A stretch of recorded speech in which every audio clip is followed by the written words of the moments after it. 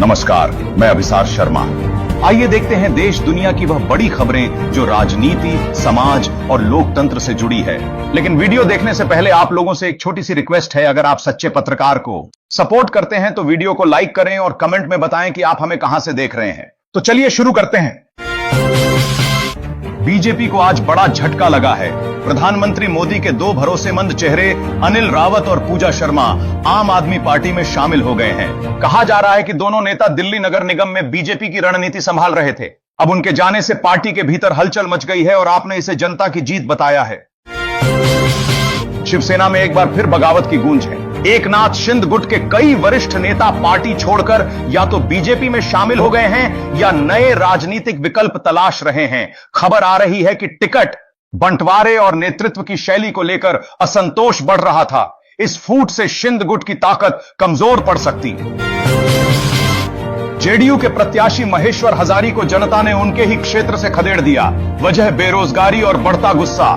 चुनावी दौरे के दौरान लोगों ने साफ कहा, वोट तभी देंगे जब रोजगार मिलेगा। यह घटना नीतीश कुमार की सरकार के लिए बड़ा संकेत मानी जा रही है।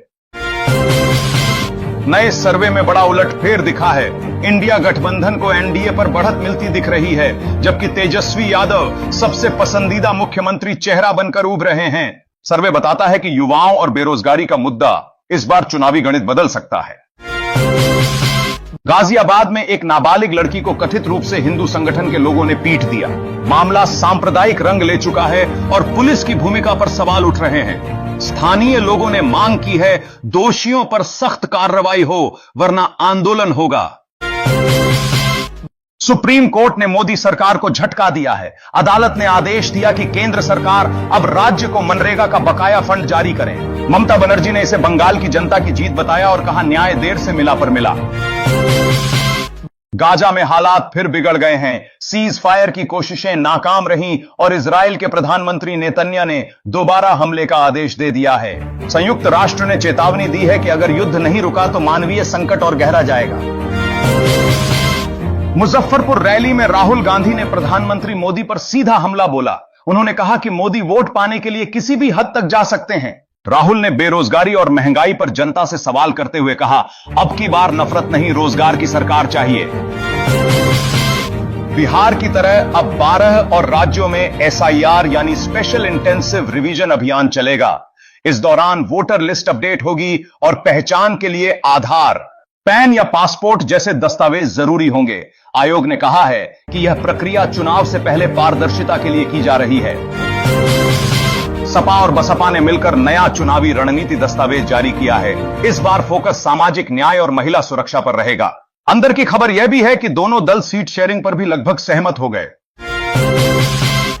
राजस्थान में चुनाव आयोग की सूची संशोधन प्रक्रिया को लेकर कांग्रेस ने बीजेपी पर निशाना साधा है। कांग्रेस का आरोप है कि आयोग बीजेपी के दबाव में काम कर रहा है और मतदाता सूची से विपक्षी वोटर हटाए जा रहे हैं। अब इस मुद्दे पर सियासत गमा गई है।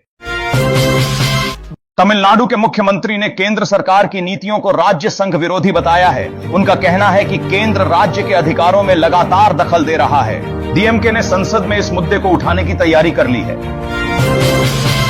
पंजाब में किसानों ने एक बार फिर नया धरना शुरू कर दिया है। इस बार मांग है कि सरकार फसल समर्थन राशि और पानी की व्यवस्था सुनिश्चित करें।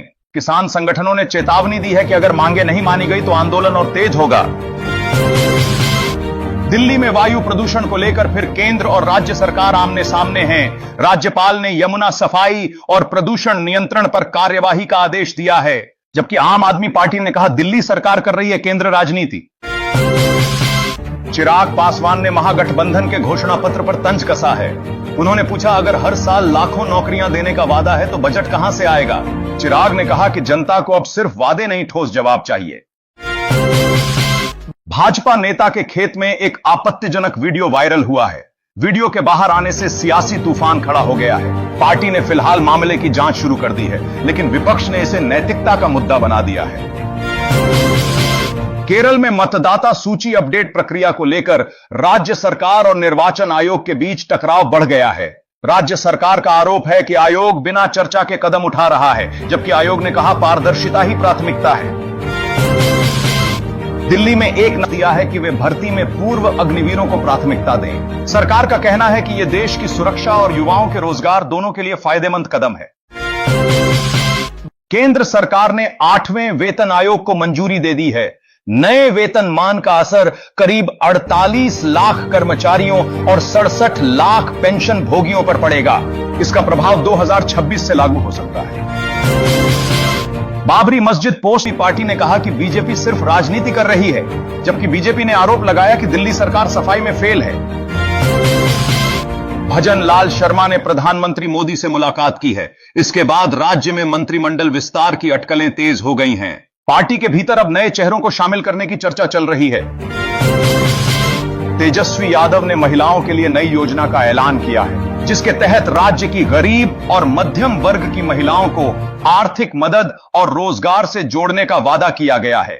उन्होंने कहा कि यह योजना महिलाओं को आत्मनिर्भर बनाने की दिशा में एक बड़ा कदम होगी।